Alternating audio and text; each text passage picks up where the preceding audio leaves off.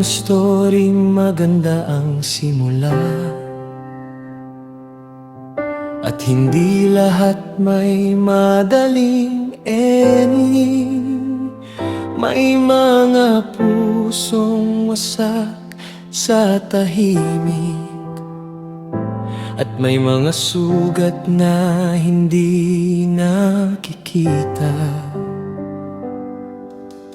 Minsan sobrang gulo ng buhay na hindi ko alam paano aayusin.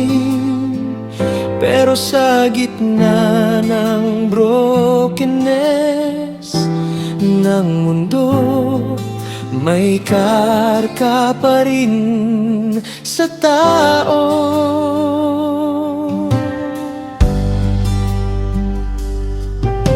Hindi mo tinitingnan ng tao bilang disposable o walang halaga. Kahit sugatan, nagkamali o naligaw, may dignity pa rin silang dala. At habang mas nakikilala kita, mas gusto kong matutong umunawa. Hindi agad manghusga o manakit, kundi maging mabait sa sugatan. Kapag love mo ang gumagalaw sa puso ko, mas marunong akong magmahal.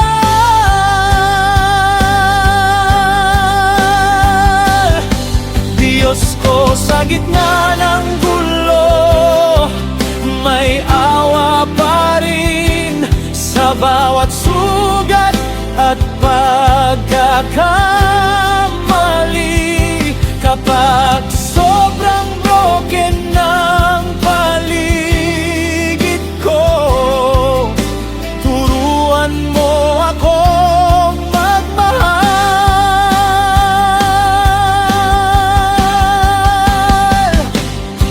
Sa gitna ng gulo, may awa pa rin, may compassion ka pa rin dala sa bawat taong hirap at nawawala.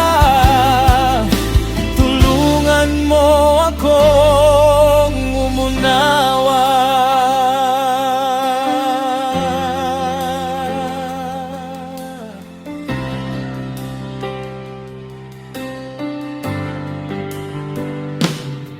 Hindi ko kayang ayusin ang buong mundo, pero kaya kong maging mabait sa iba. Kaya gusto kong piliin ang kindness, kahit sa maliliit na paraan. At kung may taong tahimik na nasasaktan, ayokong dagdagan pa ang bigat nila. Mas gusto kong maging safe place, kahit sandali lang.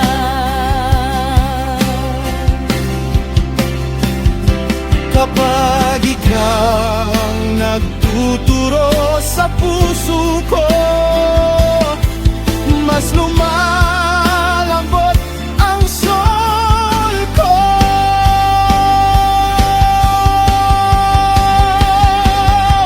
Sa gitna ng gulo, may awa pa rin sa bawat sugat at pagkakamali. Kapag sobrang broken na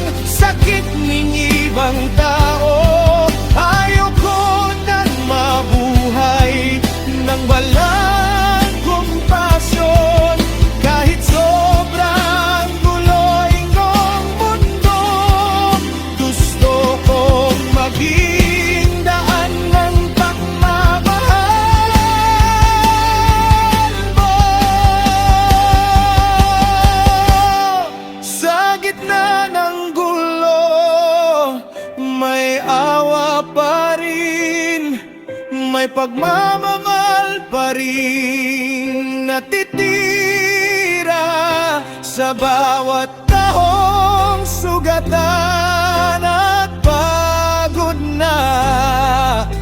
Ikaw ang pag-asang hahanapin nila. Kapag may awa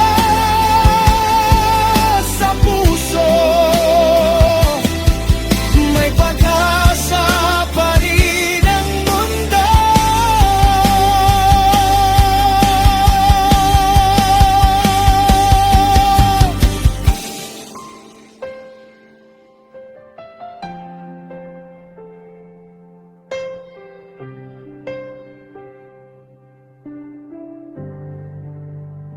Kapag may awa sa puso, may pag-asa pa rin ang